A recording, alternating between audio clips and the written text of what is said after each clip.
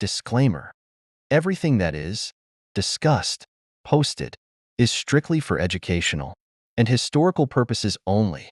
It does not promote nor condone illegal activities. WILDSIDE Red Kennels GRC. MAKO. The best thing that can happen to you in this sport is to come across a dog that stands out from the average. I'm talking about a dog that has all the qualities an ace should have. Out of the breeding between WILDSIDE Red Kennels Torek, a dog double-bred on CML's Little John, acquired from the Chosen Few, and Aztec Devil's Paycheck, a daughter of GR Sich Yellowman. Only a buckskin male survived by the end, which I named MAKO. MAKO had it all of the qualities that make up a great dog. The only thing he couldn't do was talk to me. MAKO's schooling started when he was about 15 months. He was going 7 pounds uphill, but in spite of the weight difference, MAKO acted great. He was fast as lightning and had an air of superiority about him. Sometime later, just to make sure, we gave him a second bump, this time against a strong, rough dog that was 5 pounds above MAKO's weight, which was around 39 to 40 pounds. Again, MAKO was in total control of the situation. He was ready for the big stage. Now it was just a matter of time, and finally, the moment of truth arrived.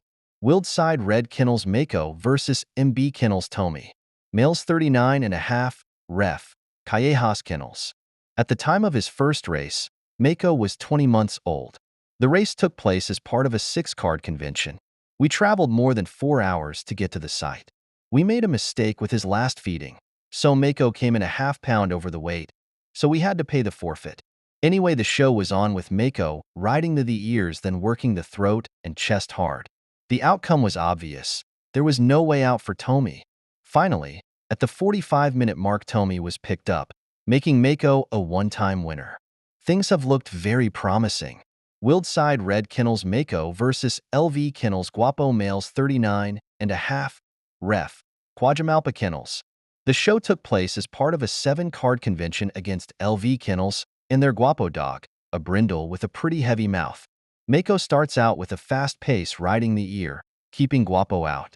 MAKO in the throat, working hard, and Guapo is picked up at the 50-minute mark. After the show, we had to decide what kind of competition we want to compete in as things became serious. WILDSIDE Red Kennels MAKO versus GE Kennels Cortado. Males 39.5, ref, Mondragon Kennel. Things became more difficult on this side of the border. The old days were clearly over. We decided that the only solution was to organize only private meetings with select people. Panadero Kennels contacted us about a friend of theirs, GE Kennels, who had a dog named Cortado. Well, the show was set with MAKO pushing 3 pounds, and still, he managed to keep Cortado down, employing his usual style of swapping back and forth from ear to throat.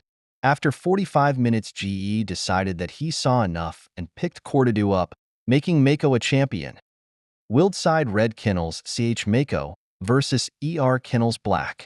Males 39.5, ref, Santa Anita Kennels. After a more than a year-long break from his career, MAKO was back on track for his 4th. He was in excellent shape, shining like a new dime, but ER Kennels Black dog had a heavy mouth, cracking toes and wrecking MAKO's front and rear wheels as well. After some back and forth, MAKO managed to escape his death grip and dug deep in the throat, slowly cutting the power off. Finally, at the 1 hour 5-minute mark, Black took the count. WILDSIDE Red Kennels CH MAKO versus CA Kennels Tony. Males 39.5, ref, Santander Kennels. 4 months after MAKO's win over Black, he was already hooked for his grand championship. MAKO was already 7 years old. Time has passed so quickly, and with it some of MAKO's stamina and youthful energy. But it would be unfair to take the opportunity of becoming a grand champion away from a dog of MAKO's caliber. Isn't that right? So I decided to give him a chance to crown his career and hooked him at 39.5 IBS.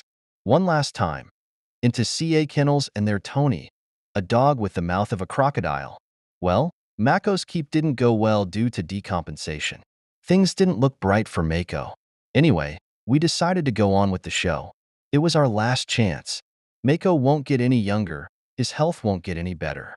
So, the moment of truth finally arrived. Both on weight. The first 20 minutes is all Tony, doing some heavy damage. Mako tries the ear, but he is too weak. He realizes that Tony is much stronger. Mako on the head. At around 25, Tony is losing power and slows down. Mako riding the ears with Tony fighting from the bottom. Mako on the ears and doesn't let it go. Tony is picked up at 155, making Mako a grand champion. Mako showed us that in spite of his poor condition, amazingly, he still managed to win the race, screaming for more. I guess this is what gameness is all about. Well, there you have it, folks, the story of WILDSIDE Red Kennels Grand Champion Mako.